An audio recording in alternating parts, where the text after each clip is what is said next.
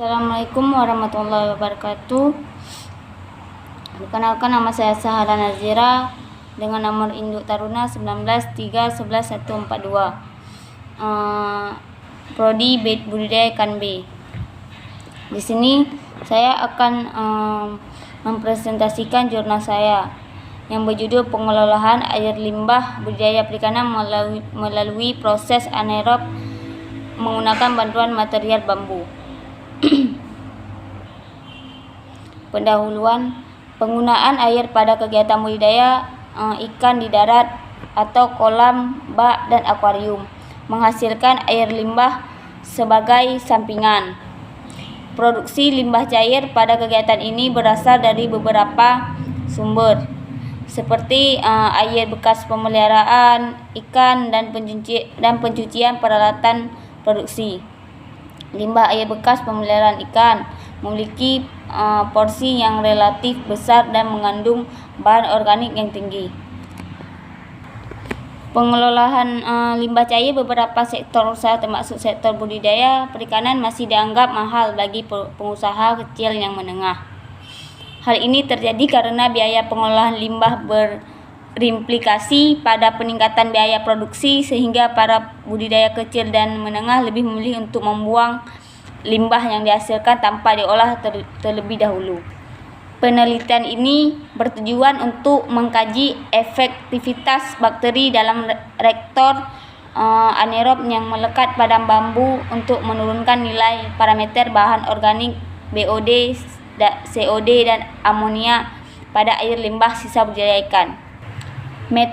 Metodologi penelitian dilakukan pada bulan Mei hingga Oktober 2015 di kolam percobaan perikanan, laboratorium penyakit ikan, departemen budidaya perairan, dan di laboratorium produktivitas lingkungan, departemen manajemen sumber daya perairan, fakultas perikanan dan ilmu kelautan, dan Institut Pertanian Bogor.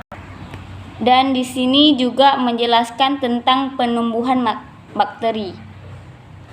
Limbah organik bakteri didapatkan dari cairan rumen sapi. Isi rumen dikeluarkan dari perut sapi, diperas, dan dimasukkan ke dalam botol yang sebelumnya berisi air hangat. Proses penumbuhan bakteri dilakukan dengan cara pencampuran air uji coba, yaitu air limbah bekas budidaya ikan nila dari kolam percobaan VPIK dengan cairan rumen.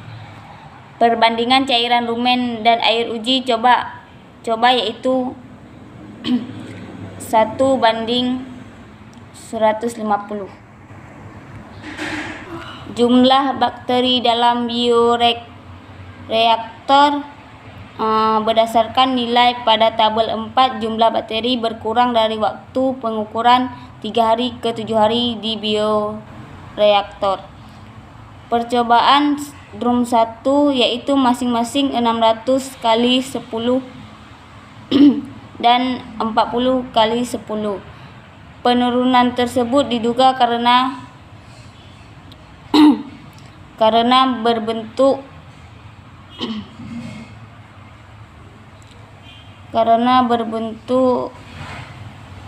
dari pembentukan lapisan biofilm di bambu dan dinding bioreaktor. Berbeda dengan drum 1, drum 2 tidak menunjukkan penurunan jumlah bakteri per volume. Besar nilai efisiensi penyisihan bahan organik BOD dan COD dan amonia pada bioreaktor ini ditentukan luas permukaan media lekat untuk pertumbuhan mikroorganisme, jumlah populasi mikroorganisme melonjak sering, peluasan permukaan media lekat sehingga proses utilisasi bahan organik atau substrat meningkat sebagai nutrien bagi mikroorganisme. Selain luas permukaan media lekat, lama waktu air di dalam bioreaktor atau waktu pengukuran juga mempengaruhi efisiensi penyisihan. Dan di sini kita dapat mengambil kesimpulan bakteri di dalam reaktor. Pada penelitian ini dapat menurunkan kandungan parameter pencemaran. Konsentrasi parameter pencemar yang terkandung dalam limbah sisa pemeliharaan ikan nila menurun di tiap waktu pengukuran dan luas permukaan media lekat.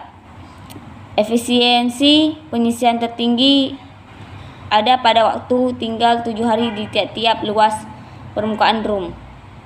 Efisiensi penyisihan dan penurunan nilai kandungan BOD pada drum 1, drum 2, dan drum 3 berturut adalah 82,28%, 73,67% dan 73,94%. Efisiensi penyisian kandungan COD pada drum 1, drum 2, dan drum 3 berturut yaitu 23,08% dan 42,09% dan 22,40%. Sementara itu efisiensi kandungan amoniak pada drum 1, drum 2, dan drum 3 berturut yaitu 49,65% dan 34,96% dan 44,82%. Hanya itu yang dapat saya presentasikan. Lebih dan kurang saya mohon maaf. Assalamualaikum warahmatullahi wabarakatuh.